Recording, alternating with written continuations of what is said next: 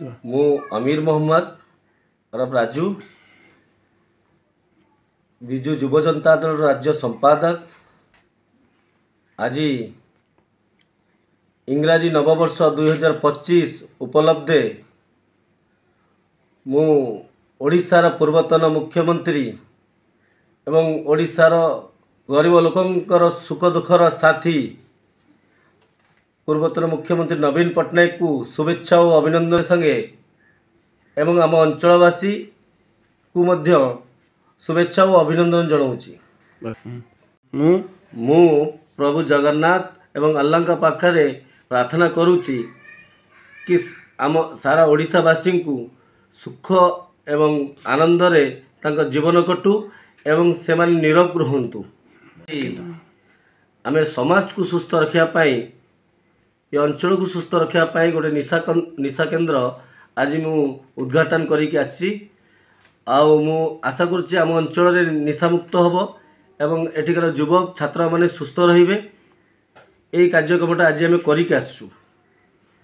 नूतन वर्ष पालन करने आमको तो अनुमति मिल ना कारण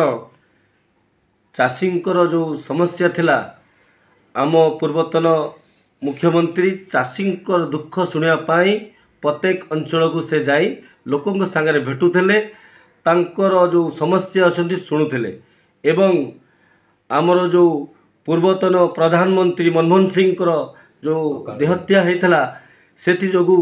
आम पूर्वतन मुख्यमंत्री नूतन वर्ष न पाड़ी लोकों सेवारे निजको नियोजित करछंती। आम देशर पूर्वतन प्रधानमंत्री मनमोहन सिंह आज जो किसी दिन 2-4 दिन तले आमको छाड़ी जाइछंती आम देश पाई गोटे दुखदायक घटना एवं चाषी जो समस्या रही जो वर्षा जो क्षय क्षति होती आमर पूर्वतन मुख्यमंत्री से नूतन वर्ष को न पाड़ी से लोकों पाखक जाई चाषींकर जो दुख समस्या को से शुणी चाषी सहित सामिल है प्रत्येक निर्वाचन मंडी को बुलिंकी से आम ये नूतन वर्ष को आम मुख्यमंत्री पालन कले नहीं कौन खाली मोर नुहे सारा ओडिशावासी इच्छा अच्छी आमर ओडिशार पूर्वतन मुख्यमंत्री नवीन पट्टनायक 4.5 कोटी ओडियांकर हृदय राजा को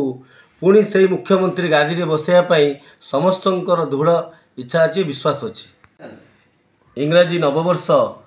2025 उपलब्धे मु प्रभु जगन्नाथ पाखे अल्लाह पाखे प्रार्थना करुच्ची आम माननीय मुख्यमंत्री पूर्वतन मुख्यमंत्री नवीन पट्टनायक सुस्थ रुहंतु निरोग रुहंतु एवं से दीर्घायु हंतु। मोर इच्छा तो नुहे सारा ओडिशार इच्छा अच्छी आमर ओडिशार मौड़ामणि आम माननीय पूर्वतन मुख्यमंत्री नवीन पट्टनायक को पुणी थरे से मुख्यमंत्री गादी में बसैवाई समस्त सारा ओडिशार वासी इच्छा अच्छी से गादी में पुणी बसैवाई।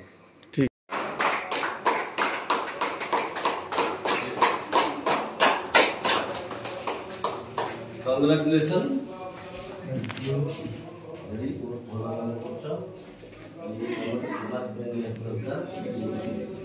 Thank you. तो देखो तो सस्ता में देखी आउट भल कर